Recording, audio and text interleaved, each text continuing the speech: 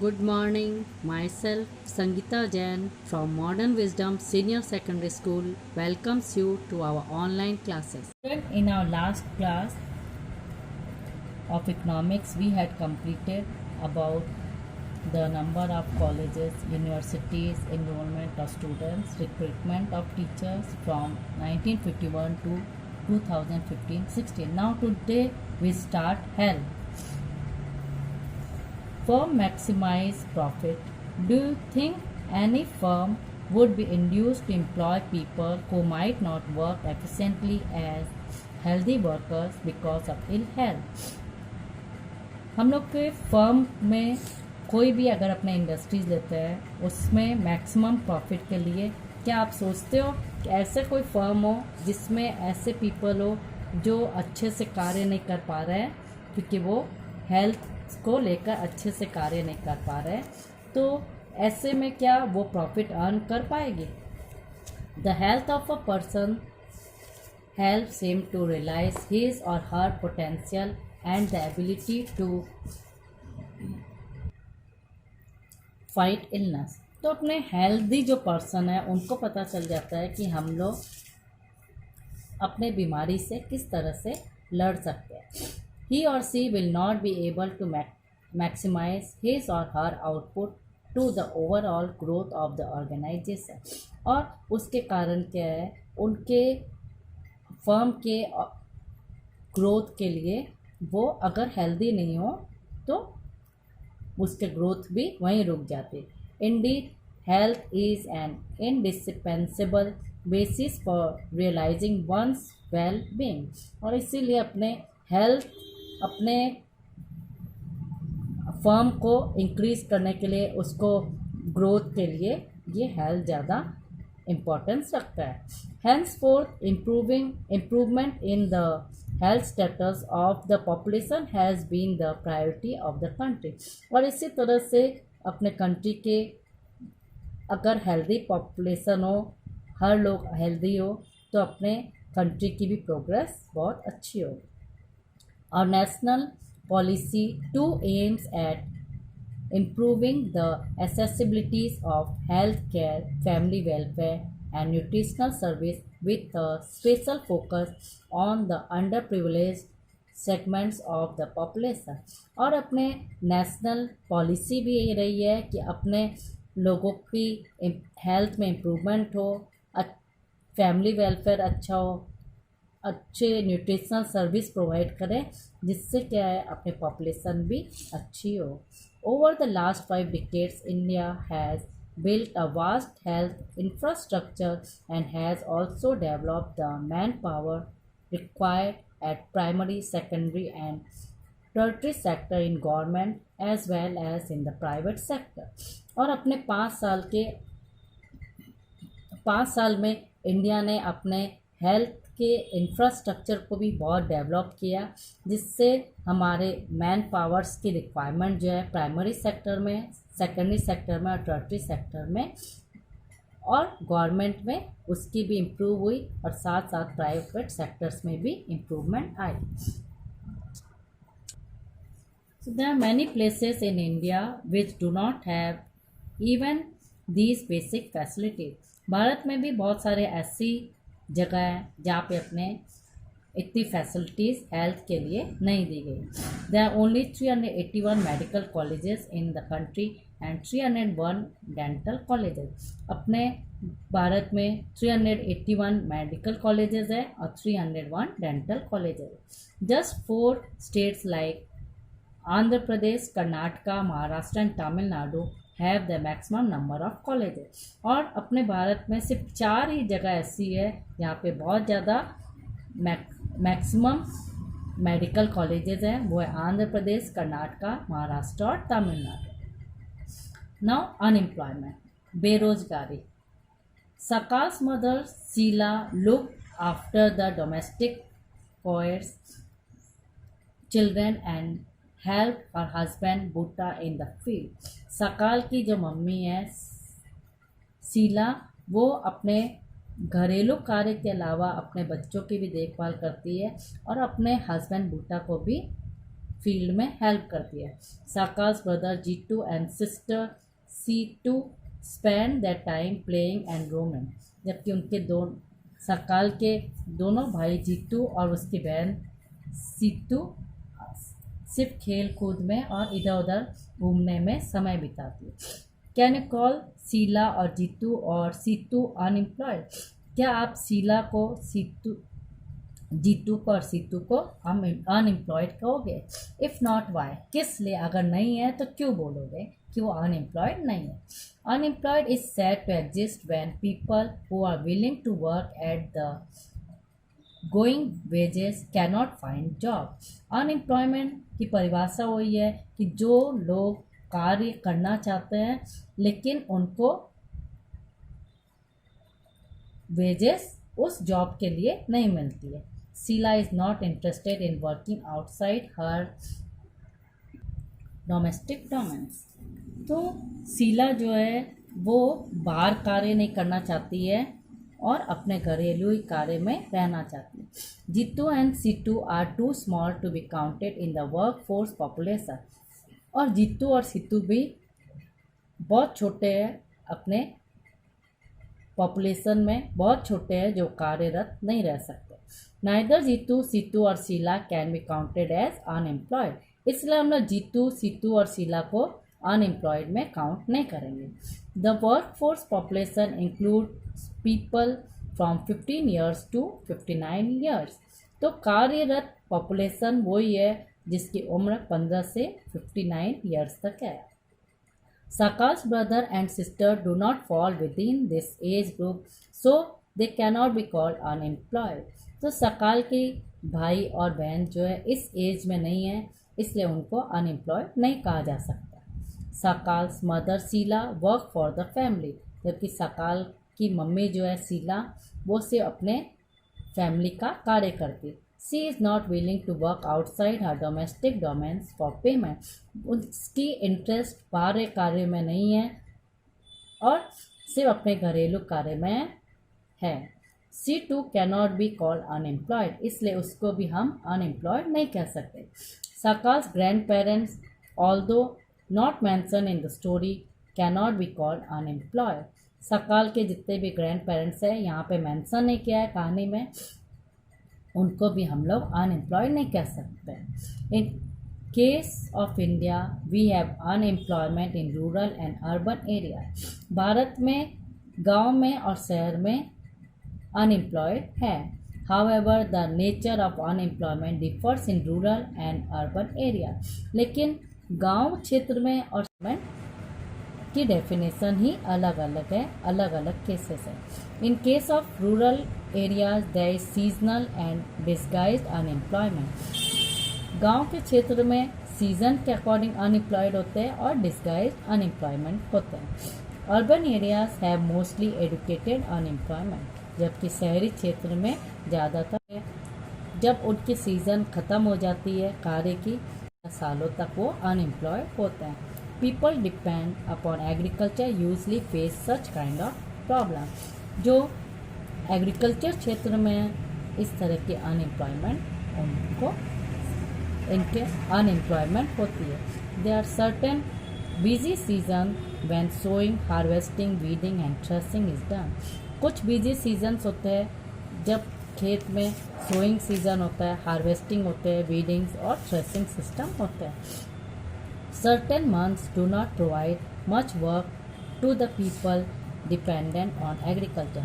और ये सारे कार्य के बाद कुछ समय ऐसा होता है जब एग्रीकल्चर में ये लोगों की ज़रूरत नहीं होती है।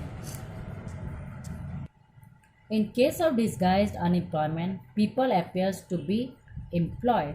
Disguised unemployment में वो पार्ट आता है जब people employed होते हैं। They have agriculture plot where they find work. उनके एग्रीकल्चर प्लॉट होते हैं जहाँ उनको कार्य मिलता है।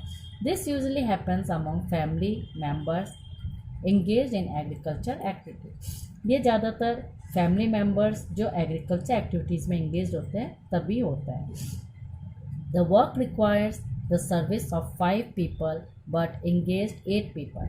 कार्य में सिर्फ 5 लोगों की ज़रूरत होती है लेकिन यहाँ 8 लोग कार्य कर रहे हैं.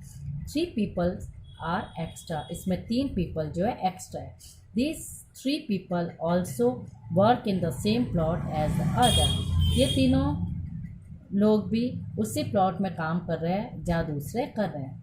The contribution made by the 3 extra people does not add to the contribution made by the 5 people. तो जितना 5 लोग को से वो वर्क कंप्लीट होता है, ये 3 लोगों की ज़रूरत नहीं है, वो भी उसी में कार्यरत है. If 3 people are remove the productivity of the field will not decline. अगर इस तीनों को उन फील्ड में से हटा दिया जाए तो भी उसकी प्रोडक्टिविटी में कोई भी अंतर नहीं आएगा.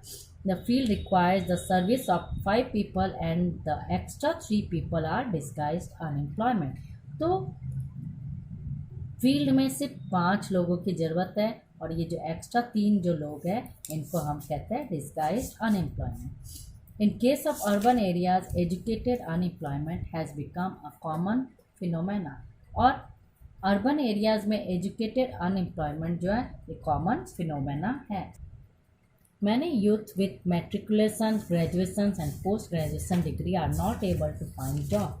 बहुत सारे यूथ ऐसे हैं जो मैट्रिक पास कर लिए, ग्रेजुएशन है या पोस्ट ग्रेजुएशन है, उनको कार्य नहीं मिलता है. A study showed that unemployment of graduate and postgraduate has increased faster than among matriculation.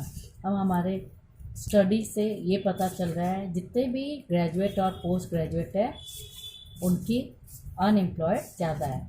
A paradoxical manpower situation is witnessed as surplus of manpower in certain categories coexist with shortage of manpower in other. तो अपने एक paradoxical man power अगर अपने देखते हैं तो ये हमको बता रहा है जितने भी मैन पावर के माने सरप्लस है, मैन पावर ज़्यादा है लेकिन मैन पावर इन जो मैन का वर्क है वो धीरे धीरे कम है. There is unemployment among technical qualified person on one hand while there is the dearth of technical skills required for economic growth.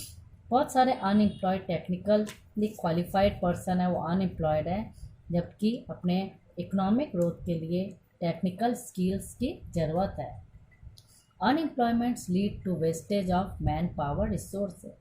Unemployment के कारण जितने भी मैन पावर की अपनी जो रिसोर्स है वो वेस्ट हो रही है. People who are an assets for the economy turn into a liability. जो हम लोग आज अपने इकोनॉमी के लिए एक तरह के एसेट्स है वो हम धीरे धीरे लायबिलिटीज़ बनते जाते हैं. There is a feeling of hopelessness and despair among the youth. और इसके कारण यूथ में ज़्यादातर होपलेसनेस और डिस्पेरिटी आने लगती है.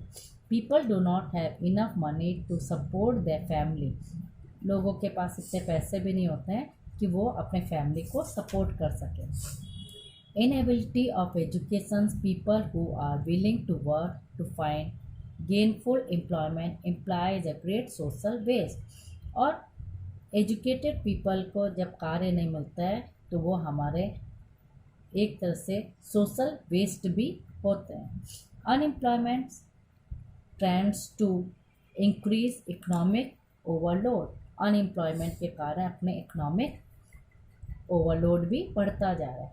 The dependence of unemployment on the working population increases. और धीरे धीरे वर्किंग पॉपुलेशन में भी अनएम्प्लॉयमेंट बढ़ते जा रहा है. The quality of life of an individual as well as of society is adversely affected. और इसके कारण अपनी लाइफ की जो क्वालिटी है वो सोसाइटी में भी अफेक्ट करती है. When a family has to live on a bare subsistence level, there is a general decline. जब कोई फैमिली को एक अलग से लेवल में रहना पड़ता है तो उनके जनरल डिक्लाइन होने लगते हैं, उनकी हेल्थ स्टेटस और and rising withdrawal from the school system. और उनकी हेल्थ प्रॉब्लम भी असर करती है और जिसके कारण स्कूल में भी वो धीरे धीरे जाना कम पसंद करते हैं. Hence, unemployment has detrimental impact on the overall growth of an economy. और इसलिए अपने इकोनॉमी के ओवरऑल ग्रोथ के लिए अनएम्प्लॉयमेंट सबसे बड़ा नुकसानपद है. Increase in unemployment is an indicator of a depressed economy. Unemployment के कारण भी अपने इकोनॉमी अपने अर्थव्यवस्था में भी कुछ डिप्रेशन आने लगा है. It also waste the resources which could have been gainful employ. ये भी अपने जो अर्थशास्त्र से फ़ायदा हो सकता है वो भी ये रिसोर्स कम होता जा रहा है. If people cannot be use as a resource they naturally appear as a liability of the economy. अगर हम लोग ही रिसोर्स को यूज़ नहीं कर रहे हैं, अपने लोगों को यूज़ नहीं कर रहे हैं, तो ये भी हमारी एक अर्थव्यवस्था में एक लाइबिलिटी है. In case of India statistically the unemployment rate is low. अपने इंडिया में अनएम्प्लॉयमेंट रेट जो है कम है. A large number of people represent with low income and productivity are counted as employ. बहुत सारे लोग हैं जिनकी इनकम लेवल बहुत कम है लेकिन उनको एम्प्लॉयड पर्सन के रूप में काउंट किया जाता है. They appear to work throughout the year but in terms of their potential and income it is not adequate for them. उनको पूरे साल तक वो काम करते हैं लेकिन उनके इनकम जो होती है उनके एबिलिटी के अकॉर्डिंग बहुत कम होती है. The work that they are pursuing seems forced upon them. They may therefore want other work for their choice. और इसके फोर्स के कारण उनको अब दूसरा वर्क अपने चॉइस के अलावा करने पड़ते हैं. Poor people cannot afford to sit idle. गरीब लोग खाली नहीं बैठ सकते हैं. They tend to engage in any activity irrespective of its income potential. इसलिए उनको कोई भी कार्य में वो कार्य करना चाहते हैं जबकि उनको उसकी पेमेंट उतनी नहीं मिलती. The earning keeps them on a bare subsistence level. और उनके अर्निंग के कारण उनकी लेवल भी कम मानी जाती है. Moreover the employment structure is categorised as self employment in the primary sector. Employment structure के अकॉर्डिंग प्राइमरी सेक्टर्स में सेल्फ एम्प्लॉयड माने जाते हैं. The whole family contributes in the field even though not everybody is really needed. पूरी family जो है field में कार्य कर रही है जबकि हर एक की ज़रूरत ना हो. So there is disguised unemployment in the agriculture sector. और इसलिए एग्रीकल्चर सेक्टर्स में ज़्यादातर disguised unemployment होता है. But the entire family shares what has been produce. लेकिन पूरी फैमिली जो कुछ भी उत्पादन होता है उसको शेयर करती है. This concept of sharing of work in the field and the produce reduces the hardship of unemployment in the rural sector. और जिसके कारण उनके रूरल सेक्टर्स में उनको ज़्यादा से ज़्यादा परेशानी सहन करनी पड़ती है. But this does not reduce the poverty of the family. Gradually, surplus labor from every household tends to migrate from the village in search of jobs. और जिसके कारण परेशानी के कारण अपने परेशानी को कम करने के लिए ज़्यादातर लेबर लोग अपने घर को छोड़ के एक जगह से दूसरे जगह कार्य को ढूंढने के लिए चले जाते हैं. Let us discuss about the employment scenario in the three sectors mentioned earlier. अपने तीनों सेक्टर्स में एम्प्लॉयमेंट को देखकर चर्चा करते हैं. Agriculture is the most labour absorbing sector of the economy. Agriculture sector ऐसा सेक्टर है जहाँ पे ज़्यादा से ज़्यादा लोग कार्यरत हैं. In recent years there has been a decline in the dependence of population on agriculture, partly because of disguised unemployment discussed earlier. लेकिन अब कुछ ही सालों में disguised unemployment के कारण जो है ये एग्रीकल्चर सेक्टर्स में डिक्लाइन धीरे धीरे कमी आने लग गई है. Some of the surplus labor in agriculture has moved to either the secondary or the tertiary sector. और इसके कारण कितने भी एग्रीकल्चर सेक्टर्स के लोग अब सेकेंडरी और टर्टरी सेक्टर्स में मूव हो गए. In the secondary sector, small scale manufacturing is the most labor absorbing. Secondary sector में मैन्युफैक्चरिंग में ज़्यादा लेबर की ज़रूरत होती है. In case of tertiary sector, various new services are now appearing like biotechnology, information technology and so on. कि service sector में बहुत सारे नए नए सर्विसेज आ रहे हैं, बायोटेक्नोलॉजी की, इंफॉर्मेशन टेक्नोलॉजी की, इस तरह से. Let us read a story to know how people could become an asset for the economy of a village. अपने एक कहानी पढ़ते हैं जिससे हम देखेंगे कि लोग कैसे अर्थशास्त्र में एसेट्स बन सकते हैं. स्टोरी ऑफ अ विलेज, एक कहानी है गांव की. There was a village inhabited by several families. एक विलेज है जहाँ पे बहुत सारे वर्ग के लोग, फैमिलीज के लोग रहते हैं. Each family produce enough to feed its members.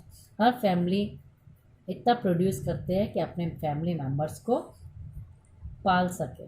Each family meet its needs by the member making their own clothes and teaching their own children. हर फैमिली अपने ज़रूरतों को अपने खुद के कपड़े बनाती है और अपने बच्चों को खुद पढ़ाकर पूरा करती है. One of the family decided to send one of its son to an agriculture college. एक फैमिली ने डिसाइड किया कि अपने एक बेटे को एग्रीकल्चर कॉलेज में भेजा जाए. The boy got his admission in the near by college of agriculture. और उसके विलेज के पास के एग्रीकल्चर कॉलेज में उसका एडमिशन हो जाता है. After some time he became qualified in agro engineering and came back to the village. और कुछ समय के बाद वो एग्रो इंजीनियरिंग बन के अपने ही विलेज में आता है. He proved to be so creative that he could design an improved type of plow which increased the yield of wheat. उसने बहुत अच्छे से एक प्लाव को डिज़ाइन किया जिससे गेहूं की खेती ज़्यादा बढ़ गई. Thus a new job of agro engineering was created and filled in the village. और इस तरह से एग्रो इंजीनियरिंग की जो फील्ड है विलेज में बढ़ने लगी. The family in the village sold the surplus in a near by neighbouring village. अब उनके फैमिली में ज़्यादा गेहूं का उत्पादन होने लगा जिसके कारण गेहूं को वो पास के गांव में बेचने लगे. दे अर्न गुड प्रॉफिट, जिसके कारण उनको अच्छी प्रॉफिट होने लगी. Which they shared among themselves, और वो आपस में बांटने लगे. Inspired by this success all the family after some time held a meeting in the village.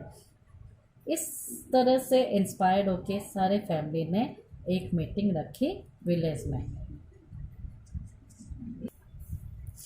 They all wanted to have a better future for the children too.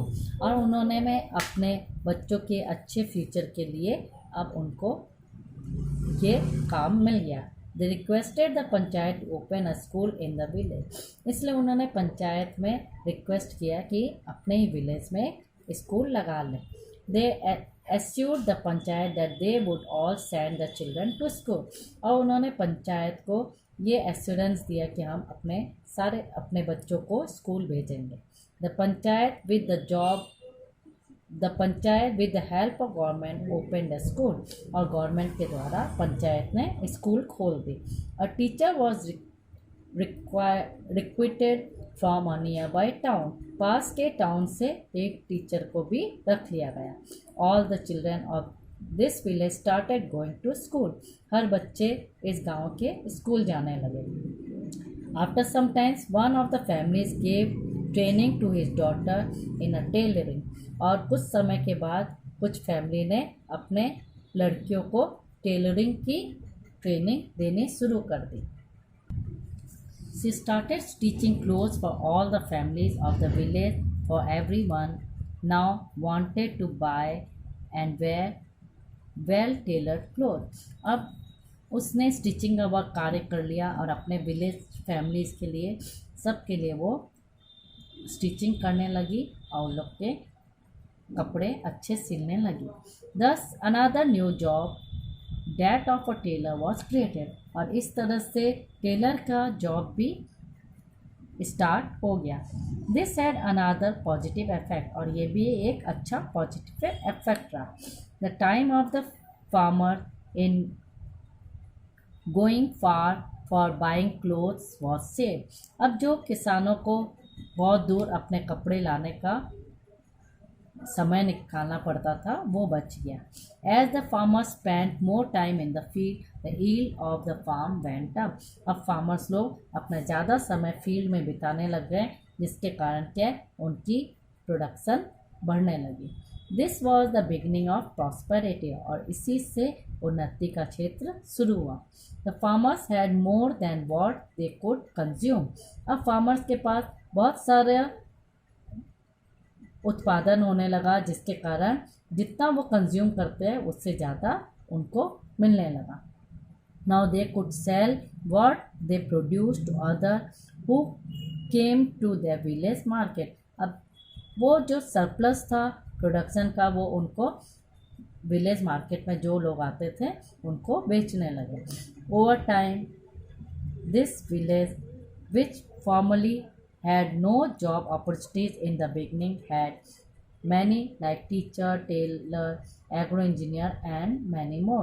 तो जिस क्षेत्र में जहाँ कोई भी कार्य नहीं था, कोई भी प्रोफेशनल्स नहीं थे, अब वहाँ पे उनको टीचर्स भी मिलने लगे, टेलर्स भी मिलने लगे और एग्रो इंजीनियर्स भी मिलने लगे। This was the story of a simple village where the rising level of human capital enable it to evolve into a place rich with complex and modern economic activity। ये कहानी उसी simple village की है जिसके कारण human capital के levels का rise होने के कारण वो प्लेस भी रिच हो गया और मॉडर्न इकोनॉमिक एक्टिविटीज़ भी स्टार्ट हो गई। So this is your lesson. Thank you student. We meet again in our next